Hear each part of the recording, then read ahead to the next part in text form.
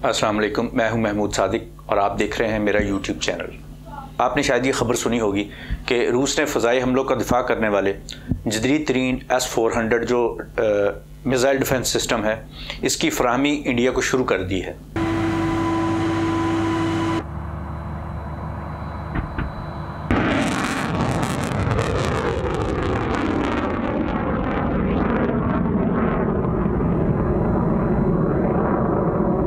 America की जानब से पाबंदियों के इंदोशों के सबब ख़रीदारी का ये मुआहदा तय पा जाने के बावजूद इंडिया इन जदीद मिसाइलों को रूस से हासिल करने से कुछ हिचकिचाहट का शिकार था।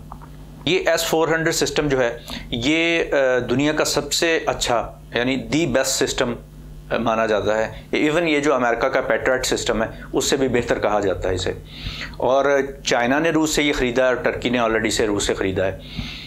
इस state of the art system को चाइना ने ऑलरेडी इंडिया के साथ उसका जो बॉर्डर लगता है लद्दाख के पास, बल्कि लद्दाख से शुरू होकर वो दूर अरुणाचल प्रदेश तक जाता है जिसे लाइन ऑफ एक्चुअल कंट्रोल कहते हैं, उस बॉर्डर पर इस एयर डिफेंस सिस्टम को चाइना ने ऑलरेडी इंस्टॉल कर रखा है। जहाँ तक इंडिया की बात है तो इंडिया ने रूस से 2018 में सौदा किया था। ये $5.5 अरब का सौदा था और इस मायदे के तहत रूस ने इंडिया को इस सिस्टम के 5 यूनिट्स फ्राहम करने थे जो इंडिया इसे अपने मुख्तलिफ इलाकों में लगाएगा ताकि उससे इर्द गिर्द के ममालिक ख़ास तौर पर पाकिस्तान और चाइना के अगेंस्ट एयर डिफेंस की कैपेबिलिटी जो है वो मिल सके। अमेरिका को इस सौदे पर बहुत एतराज़ था। प्रेसिडेंट ट्रंप के दौर में अमेरिका और रूस के दरमियान बढ़ती हुई कशीदगी की वजह से अमेरिका ने बेशतर ममालिक पर रूस से हथियार खरीदने पर पाबंदी आयद कर दी थी। इस हवाले से अमेरिका ने 2017 में एक एक्ट पास किया था जिसे countering American adversaries through sanctions act कहते हैं। इसकी शॉर्ट फॉर्म CAATSA है, तो एज एन एक्रोनिम अगर इसे पढ़ें तो इसे कैट्सा कह सकते हैं। इस एक्ट को पास करने की जो वजूहात बयान की गई थी उनमें सबसे पहली तो ये थी कि रशिया ने यूक्रेन के ख़िलाफ़ कुछ स्टेप्स लिए थे। यूक्रेन चूँकि अमेरिका और इसके इत्तेहादियों का इत्तेहादी है तो इससे अमेरिका को तकलीफ़ थी। सेकेंडली, रशिया पर यह इल्ज़ाम था कि उसने शाम को मिलिट्री एड फ्राहम की है। थर्ड और बहुत इंपॉर्टेंट पॉइंट ये भी था कि रशिया ने अमेरिका के इलेक्शंस में जो ट्रंप जिसके नतीजे में जीता था उसमें मुबैना तौर पर मुदाखलत की थी। चौथी वजह यह थी कि रशिया के शुमाली कोरिया के साथ बहुत अच्छे ताल्लुकात थे। और पाँचवीं वजह क्या हो सकती है, गैस करें ज़रा। जी हाँ, पाँचवीं वजह ईरान है। रशिया के ईरान के साथ बहुत अच्छे तिजारती और फौजी ताल्लुकात हैं जो कि वेस्टर्न वर्ल्ड को एक आंख नहीं बाते। इस एक्ट यानी कैट्सा के तहत अमेरिका इंडिया पर भी कई सारी माली पाबंदियां आयद कर सकता है और इवन अमेरिका ने बार बार इंडिया को ये थ्रेट भी दिया है। लास्ट ईयर अमेरिका ने टर्की पर भी पाबंदियां लगाती थी और इसकी वजह यही S-4 सिस्टम था। टर्की ने ये मिसाइल डिफेंस सिस्टम रशिया से हासिल किया और अमेरिका का कहना था कि ये मिसाइल सिस्टम चूँकि नेटो के जो डिफेंस सिस्टम है उनके साथ कंपैटिबल नहीं है और चूँकि टर्की जो है वो नेटो का एक हिस्सा है और अहम हिस्सा है और अमेरिका के बाद इनफैक्ट सबसे बड़ी जो फ़ौज है वो टर्की की है नेटो में। सो अमेरिका और नेटो ममालिक का कहना था कि उन्हें किसी तरह भी ये चीज़ उनके लिए काबिल बर्दाश्त नहीं है कि उनका एक इत्तेहादी मुल्क एक ऐसा सिस्टम इंस्टॉल करे जो रशिया को हो, जो उनके लिए काबिल भरोसा नहीं है और जिसकी वजह से उन्हें मुस्तकबिल में कोई नुकसान भी पहुँच सकता है। लेकिन हकीकत यह है कि यूरोपियंस और अमेरिका ये चाहता नहीं था कि टर्की के पास कोई ऐसी टेक्नोलॉजी हो कि कभी अगर वो टर्की पर हमला करें तो टर्की अपना दिफा कर पाए। टर्की की S-4 की ख़रीदारी पर अमेरिका ने इस कदर सख्त रिएक्शन दिया था कि उसने टर्की के साथ जो F-35 तैयारे थे जिनके लिए टर्की ने ऑलरेडी काफ़ी अर्सा पहले पैसे सारे दे चुका था वो देने से इनकार कर दिया।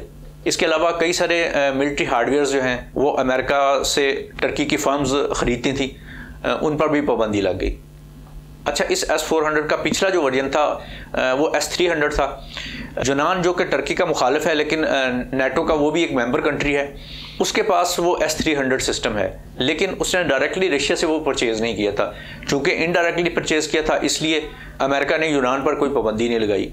और वैसे भी आप जानते हैं जब मिलिट्री माइट की बात आती है तो वेस्टर्न कंट्रीज़ मुसलमानों और गैर मुसलमानों में हमेशा तफरीक करते हैं। अमेरिका ने जब F-35 तैयारे टर्की को देने से इनकार कर दिया तो रशिया ने टर्की को ये पेशकश की थी कि वो इसे जदीद तैयारे बनाने में मदद फराहम कर सकता है। ताहम इस मामले में अभी दोनों मुल्कों में कोई सच मुआहदा नहीं हुआ। तो सवाल यह है कि क्या इंडिया पर भी अमेरिका S-400 की वजह से पाबंदियां लगाएगा कोई? तो ना भाई, मुश्किल है। अगरचे अमेरिका बार बार इंडिया को ये धमकियां तो देता रहा है कि वो रशिया से S-400 ना ख़रीदे, वरना उसको पाबंदियों का सामना करना पड़ सकता है। लेकिन इंडिया ना तो टर्की है ना पाकिस्तान, कि ज़रा सी बात पे जो so called sole super power है दुनिया की, उसकी गैरत जाग जाए और वो पाबंदियाँ लगाने पे आ जाए। ये जो एक्ट है इसमें एक शिक है जो अमेरिकन प्रेसिडेंट को ये इख्तियार देती है कि अगर वो चाहे तो वो किसी मुल्क को स्पेशल सर्कमस्टांसिस में as a special case treat करते हुए उसको पाबंदियों से एग्जम्प्ट भी कर सकता है। रूसी फौजी तावन की एक एजेंसी है, उसके सरबराह दिमित्री शोगाफ ने कहा कि पहली सप्लाई इंडिया को शुरू हो चुकी है। इन्होंने कहा कि S-400 का पहला यूनिट जो है वो इस साल के आखिर तक कम्प्लीटली इंडिया तक पहुंच जाएगा, और इतलात के मुताबिक अगले 4 महीनों में इस पहले यूनिट की जो इंस्टॉलेशन है वो कंप्लीट हो जाएगी, यानी मार्च में इस सिस्टम का पहला यूनिट जो है वो काम शुरू कर देगा।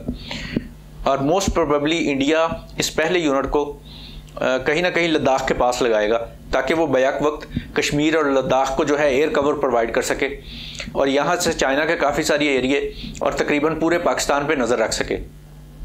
इंफॉर्मेशन के मुताबिक ये जो मिसाइल सिस्टम है इसके मुख्तलिफ हिस्से फ़ज़ाई और बहरिया के मालबरदार जो जहाज़ हैं उनके ज़रिए से एक दिफाई अड्डे पर लाए जा रहे हैं, और उस दिफाई अड्डे के बारे में कोई डिटेल नहीं बताई गई कि वो कौन सा अड्डा है और कहाँ पे है। इंडियन सोर्सेज का कहना है कि रूसी माहिरीन ऑलरेडी इंडिया पहुंच चुके हैं, जिन्होंने इन पार्ट्स को जोड़ना है, इसको यानी असेंबल करना है। बल्कि एक खबर के मुताबिक ऑलरेडी रूसी माहिरीन ने जितने पार्ट्स पहुंच चुके हैं उनको असेंबल करना शुरू भी कर दिया है।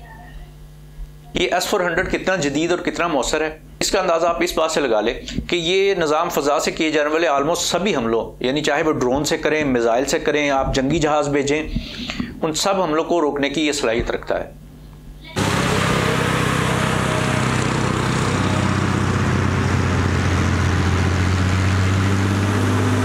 जैसा कि मैंने ऑलरेडी बताया कि टर्की और चाइना 2 मुल्क ऐसे हैं जो ऑलरेडी ये वाला सिस्टम रशिया से हासिल कर चुके हैं। इसके अलावा और कई मुल्क हैं जैसे सऊदी अरब, मिस्र और कतर जो इंटरेस्टेड हैं, जो चाहते हैं कि उन्हें ये सिस्टम मिल जाए। डिफेंस एक्सपर्ट्स जो कहते हैं कि ये कमाल का सिस्टम है, इसकी रेंज 40 किलोमीटर से लेकर 600 किलोमीटर तक है, यानी इस रेडियस में इतने रेडियस में अगर कोई भी किसी किस्म की एयर में मूवमेंट होती है तो इसके रडार इतने अच्छे हैं कि उन्हें पता चल जाता है। और इस रेंज का एक सीधा सीधा मतलब यह है कि पाकिस्तान में अगर कहीं से भी कोई जहाज़ उड़ेगा तो इंडियंस को फ़ौरन उसकी वार्निंग मिल जाया करेगी। और पाकिस्तान की तरफ से अगर कोई भी तारा इंडिया की तरफ जाएगा या पाकिस्तान से कोई मिसाइल आप इंडिया पे लॉन्च करेंगे तो ये डिफेंस सिस्टम, चूंकि इसके पास बहुत टाइम होगा, ये बहुत पहले ही डिटेक्ट कर लेता है ऐसी चीज़ों को, तो ये बड़ी आसानी के साथ उन मिसाइल को या उन तैयारों को गिरा देगा। इस डिफेंस सिस्टम में मिसाइल्स को और तैयारों को काउंटर करने के लिए 4 किस्म के मिसाइल जो हैं वो इस्तेमाल होते हैं, यानी ये सिस्टम 4 किस्म के मिसाइल्स हैं जो मुख्तलिफ ख़तरात को काउंटर करने के लिए इस्तेमाल करता है। कौन सा मिसाइल कब यूज़ करना है इसका डिसीजन ख़तरे की नौइयत के मुताबिक लिया जाता है।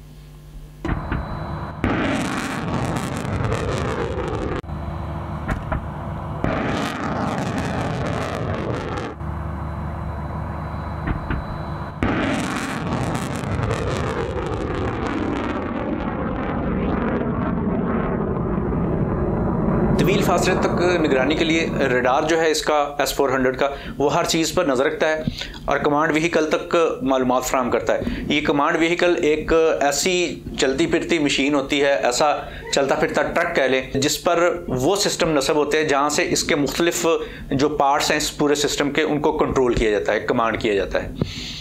वहाँ पे कमांड व्हीकल में जो मुमकिन हदफ है उसका जायज़ा लिया जाता है कि ये किस किस्म का है, किस नौइयत का है, कितनी रफ्तार से आ रहा है, ये चीज़ क्या है, ये कोई जहाज़ है, कोई मिसाइल है, कोई ड्रोन है। हदफ को पहचानने के बाद फिर कमांड व्हीकल से मिसाइल लॉन्च किए जाते हैं। मिसाइल लॉन्च करने के लिए ऐसे व्हीकल का इंतखाब किया जाता है जो सबसे बेहतर मुकाम पर मौजूद हो। फ़र्ज़ करें यहाँ पे कमांड व्हीकल है, ये बॉर्डर है और इस बॉर्डर के मुख्तलिफ हिस्सों में यहाँ बॉर्डर के पास कई सारी ऐसी व्हीकल्स हैं जिनसे मिसाइल लॉन्च करने होते हैं, वो खड़ी होती हैं यहाँ पे। तो यहाँ पे जब सिग्नल आ जाते हैं रडार से, ये पता चल जाता है कि आने वाला जो ख़तरा है वो कहाँ से आ रहा है, किस जगह से आ रहा है। उस जगह के हिसाब से जो करीब तरीन व्हीकल होगी ना मिसाइल लॉन्च करने वाली, तो कमांड सेंटर से उसको कमांड चली जाएगी, उसको हुक्म चला जाएगा और वो वहाँ से मिसाइल लॉन्च करेगी और आने वाली जो भी चीज़ होगी, जहाज़ होगा, ड्रोन होगा या मिसाइल होगा, उसको हिट करके उसको तबाह कर देगी फ़ज़ा में ही। अच्छा, इस सारे प्रोसेस में रडार का जो काम है वो बहुत ही ज़्यादा क्रूशल है और कहा जाता है कि S-400 का रडार दुनिया के बेहतरीन रडार्स में से है। रडार की ज़रूरत आपको सिर्फ हदफ को डिटेक्ट करने के लिए नहीं होती, बल्कि जो मिसाइल काउंटर करने के लिए आपने लॉन्च करना है उस मिसाइल को भी अपने टारगेट तक लेके जाना जो है वो रडार का ही काम है। उसने उस मिसाइल को गाइड करना और बताना है कि किस स्पीड के साथ जाना है और किस जगह पे जाना है, तो हदफ को निशाना बनाया जा सकेगा कामयाबी के साथ। इंडियन जो डिफेंस एक्सपर्ट्स हैं उनके मुताबिक ये सिस्टम इंडिया ने सिर्फ चाइना के लिए या सिर्फ पाकिस्तान के लिए नहीं लिया, ये इन दोनों अपने दुश्मनों के लिए उसने लिया है। और इसलिए कहा जा रहा है कि जो 5 में से पहला यूनिट जो मार्च तक इंस्टॉल हो जाएगा यहाँ पर, जिसके पार्ट्स अब इंडिया में पहुँच रहे हैं, इंडिया कोशिश करेगा कि ऐसी जगह नस्ब हो जहाँ से वो पाकिस्तान पे भी नज़र रख सके और चाइना के भी काफ़ी सारे एरिया पे नज़र रख सके। तो जैसे जैसे बाद में बाकी 4 जो हैं वो भी पहुँचते जाएंगे तो इंडिया उनको भी स्ट्रेटेजिकली लोकेट कर देगा। तो मोस्ट पॉसिबली जैसा कि मैंने कहा कि ये जो फर्स्ट वाला यूनिट है ये इंडिया यहाँ कहीं लद्दाख में लगाएगा या कश्मीर में लगाएगा। उसके बाद सेकंड जो आएगा वो हो सकता है चाइना के साथ जो उसका ईस्टर्न बॉर्डर है वहाँ पे लगा दे, और उसके बाद जो तीसरा होगा वो कहीं आगे नीचे बे ऑफ बंगाल के पास लगा दे, चौथा जो है वो मुंबई के पास कहीं लगा दे, और 5वां जो है वो इंडिया जोग्राफिकली अपने मुल्क के सेंटर में लगा दे। तो उसका फ़ायदा ये होगा कि अगर बॉर्डर पे जो सिस्टम लगा हुआ है कोई, उससे कोई टारगेट मिस हो गया, कोई मिसाइल आ रहा था वो नहीं उसको काउंटर कर सका, तो ये जो दूसरा इंडिया के सेंटर में लगा हुआ होगा यूनिट, तो ये कोशिश करके उसको पकड़ लेगा और उसको डिस्ट्रॉय कर देगा। तो अगर आप ये कहें कि इस सिस्टम से पाकिस्तान को कोई फ़र्क पड़ेगा, तो जी हाँ, पाकिस्तान को बहुत ज़्यादा फ़र्क पड़ेगा, क्योंकि पाकिस्तान के पास एग्जिस्टिंग जितने मिसाइल हैं उन सबको ये रोक सकता है, और पाकिस्तान के जितने तैयारे हैं उन सबको ये काउंटर कर सकता है। पाकिस्तान के पास जो ड्रोन्स हैं उनको भी ये उड़ा सकता है।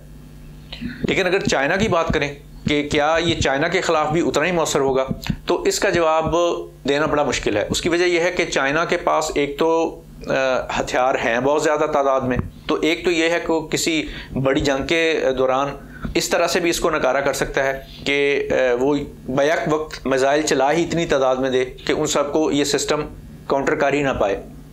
इस सिस्टम की भी एक कैपेसिटी है ना, जैसे मैंने पहले बताया कि एक टाइम में ये 400 जो है इनकमिंग जो टारगेट्स हैं उनको काउंटर कर सकता है।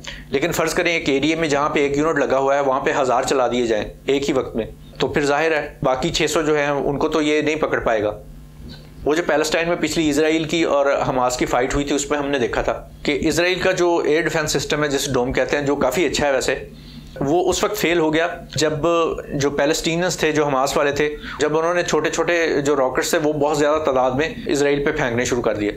तो होता ये था कि जो एयर डिफेंस सिस्टम था इजराइल का, वो कईयों को तो उसने पकड़ लिया, सक्सेसफुली काउंटर कर दिया, लेकिन चंद एक मिसाइल ऐसे थे जो उस सिस्टम में पेनिट्रेट कर गए, उसको क्रॉस कर गए और जाके इजराइल में लैंड किया और उन्होंने कुछ ना कुछ नुकसान किया। और सेकेंडली चाइना के बारे में ये भी बात है कि माहिरीन का कहना कि चाइना के पास कई सारे ऐसे जदीद हथियार हो सकते हैं जिनका अभी दुनिया को पता नहीं है। सो ऐसा हो सकता है कि चाइना के पास ऑलरेडी इस तरह के मिसाइल्स मौजूद हों जिनको ये सिस्टम जो है वो काउंटर ना कर सके। रिसेंटली हमने सुना था कि चाइना ने एक सुपरसोनिक जो मिसाइल है उसका भी तजर्बा किया था कामयाब, और उस तजर्बे की वजह से इवन अमेरिका जो है वो काफ़ी हिला हुआ है। इंडिया के सरहदी हालात वो काफ़ी कशीदा हैं। पाकिस्तान के साथ तो उसका पंगा था ही लाइन ऑफ कंट्रोल पे बहुत अरसे से। अब LAC जो बहुत लंबा एक बॉर्डर है वो सारे का सारा हॉट बॉर्डर कंसीडर किया जा रहा है। वहाँ पे दोनों तरफ जो हैं फ़ौजें यानी चाइना की और इंडिया की वो आमने सामने हैं, और चाइना वहाँ से हटने के लिए बिल्कुल भी तैयार नहीं है। बल्कि लगता ही है कि चाइना की पॉलिसी ये है कि वो इंडिया को जो है वो ड्रेन कर दे, यानी इसके इतने रिसोर्सेज, इतने वसाइल वहाँ पे इसे खर्च करने पड़े इंडिया को कि इसके होश ठिकाने आ जाए। इंडिया और चाइना का मुवाजना करना वैसे ही एक तो गैर दानिशमंदाना है, क्योंकि चाइना इंडिया से बहुत आगे है। अगर मिलिट्री टर्म्स में बात की जाए तो इंडिया के अपने माहिरीन के मुताबिक चाइना जो है इंडिया से कम 1 से 1.5 जनरेशन जो है हथियारों की वो ऑलरेडी आगे है।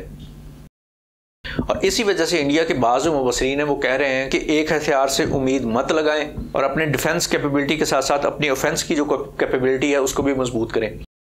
इसी हवाले से इंडिया ने थोड़े दिन पहले जो अग्नि 5 है उसका एक कामयाब तजर्बा किया है। वो एक लॉन्ग रेंज मिसाइल है जिसकी रेंज 5000 किलोमीटर है।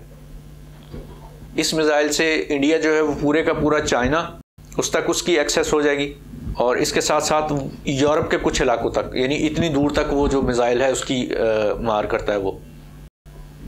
वो वाला जो मिसाइल है वो स्पेसिफिकली इंडिया ने चाइना को ज़हन में रख के ही बनाया है, क्योंकि पाकिस्तान के ख़िलाफ़ उसे इस्तेमाल करने की तो ऐसा ज़रूरत ही नहीं। उससे कम रेंज वाले जो वेरिएंट हैं अग्नि 1, 2, 3 वो ही पाकिस्तान के लिए काफ़ी हैं। अग्नि 5 के अलावा इंडिया जो है वो आइंदा चंद महीनों में अमेरिका से प्रेडेटर ड्रोन्स भी हासिल करेगा, और ये वो ड्रोन्स हैं जो अमेरिका ने इराक में, अफ़गानिस्तान में, सीरिया में बहुत ज़्यादा इनको इस्तेमाल किया है, और ये इंतहाई मौसर हथियार है। सो एक्चुअली हो ये रहा है कि चाइना को काउंटर करने के चक्कर में इंडिया इतना ज़्यादा हथियारों के पीछे, हथियारों की दौड़ में पड़ गया है कि इससे पाकिस्तान को भी मुसीबत पड़ जाएगी। जिस तरह से ट्रेंड चल रहा है उससे लग रहा है कि पाकिस्तान की जो डिफेंस एस्टेब्लिशमेंट है उस पर आने वाले कुछ सालों में बहुत ज़्यादा प्रेशर आने वाला है। इसी वजह से इंडिया ज़ाहिर है एक बड़ी इकॉनमी है, पाकिस्तान की निस्बत तो उसके पास बहुत ज़्यादा पैसे हैं, वो अगर अपने हथियार नहीं बना सकता बाहर से ख़रीद लेता है। जैसा कि हमने तैयारों की सूरत में भी देखा कि अगर हमने JF-17 बनाया, बड़ा अच्छा एक तैयारा चाइना की मदद से, और इंडिया खुद से अपना तैयारा इस तरह का अगर नहीं बना पाया तो उसने फ्रांस से ले लिए तैयारे। इंडिया का मिसाइल सिस्टम बड़ा अच्छा है, तैयारों की दौड़ में वो पाकिस्तान से कुछ पीछे नज़र आता है, लेकिन शायद आइंदा चंद सालों में पाकिस्तान से पीछे वो रहेगा नहीं, क्योंकि वो बहुत तवज्जो दे रहा है इस सेक्टर पर भी। अपनी फ़ौज को भी उसने रीऑर्गेनाइज करने की एक मुहिम शुरू कर रखी है। इसके साथ साथ दुनिया भर से उसे जो भी अच्छा हथियार जहाँ से भी मुनासिब कीमत में मिलता है, इंडिया इस वक्त वो ले रहा है।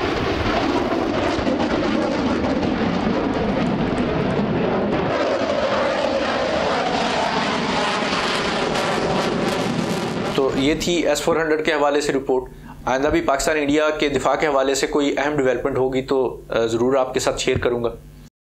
अपना ख्याल रखिएगा। अल्लाह हाफिज़।